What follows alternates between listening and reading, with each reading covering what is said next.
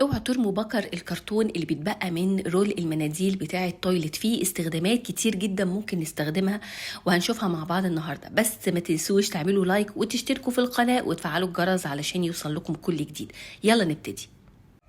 الورق او رزمه الورق لو انت عايزه تلفيها علشان مثلا تاخد مكان اصغر، او لو عايزه تحافظي عليها بتلفيها عادي جدا، وبعدين بتبتدي تاخدي الكرتونه بتاعه رول الورق وتحطي رزمه الورق اللي انت لفيتيها جواها.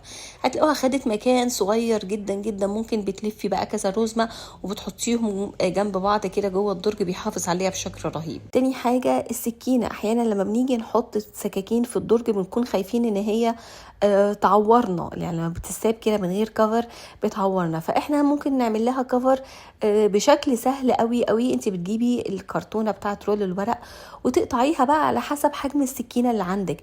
يعني برضو لو عندك السكينه بتكون طويله شويه ممكن تستخدمي الكرتونه بتاع رول مناديل المطبخ عشان بتكون طويله على قد السكينه الطويله. ممكن برضو الكياس البلاستيك احيانا بتكون موجوده حوالين برضو رول كرتون، برضو دي ممكن تستخدميها مع السكاكين الطويلة. لكن هنا عندي انا جربت السكينة الصغيرة اللي عندي، رحت جبت الرول الكرتون بتاع المناديل الورق العادية جدا، فرحت دبستها من ناحيتين بالشكل ده بعد ما قطعتها بالنص، وبعد كده سبت فتحة اهو من الجنب ده ورحت دخلت فيها السكينة. بقى عندك كفر سهل قوي للسكينة، ويعني مش هيعور اي حد لو فتح الدرج. الاسلاك بتاعه الكهرباء، يعني ممكن شاحن الموبايل مثلا او اي سلك بيكون عندك وبيعمل دوشه كده وبيعمل نعكشه، انت بتجمعي الاسلاك حوالين بعضها، يعني بتضميها بالشكل ده كده حوالين بعضها، وبعد كده بتروحي حطاها جوه الرول الورق اهو بالشكل ده كده بمنتهى البساطة. ويا سلام بقى لما بتروحي جايبة قلم وتكتبي على كل رول الحاجة اللي موجودة جواها. يعني مثلا ده كان الكابل بتاع الموبايل اهو، رحت كاتبة ان هو الكابل بتاع التليفون، وبعد كده بقى بتروحي حطاهم جوه علبة مع بعضهم، او ممكن برضو بترصيهم في الدرج، يعني هيكون الشكل منظم. دي بقى حاجة جميلة قوي تنفع كمان للبنوتات الحلوين. لو انت مثلا عندك بنوتة صغيرة شجعيها ان هي تنظم المكان اللي هي فيه، وتروح حاطة على الرول المناديل، تروح حاطة التوك بتاعتها كلها بالشكل ده كده وتنظمها، مش هتاخد مكان، مش هتعمل نعكشة، وهتحط برضو الرول بنظام كده على التسريحة بتاعتها او على المكتب بتاعها. ونفس الموضوع برضو مش مع التوك بس، ده احنا كمان ممكن نستخدمه في الاكسسوارز او في الانسيالات مثلا اللي عندنا.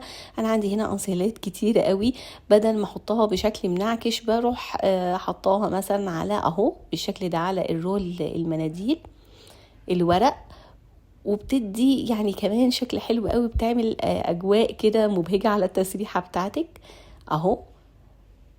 اتحطت في مكان واحد من غير ما تعمل اي نعكشة، علشان كمان لما تدوري عليها تلاقيها بسهولة.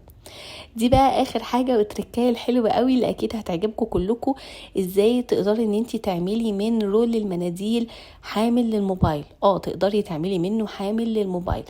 بتجيبي الرول وتقطعي من الجنبين حتة زي ما انا بعمل كده، تقطعي حتة من الجنب ده وبعد كده من الجنب اللي قصاده على طول، وبعد بس المهم ان هو يكون المقاس بتاعه مناسب. وبعد كده بتروحي الحته اللي انت قطعاها تنياها كده كويس، ممكن تتنيها، ممكن تقطعيها عادي جدا. انا هنا في الفيديو تنيتها، وبعد كده رحت جايبه الموبايل وحطيته على رول المناديل.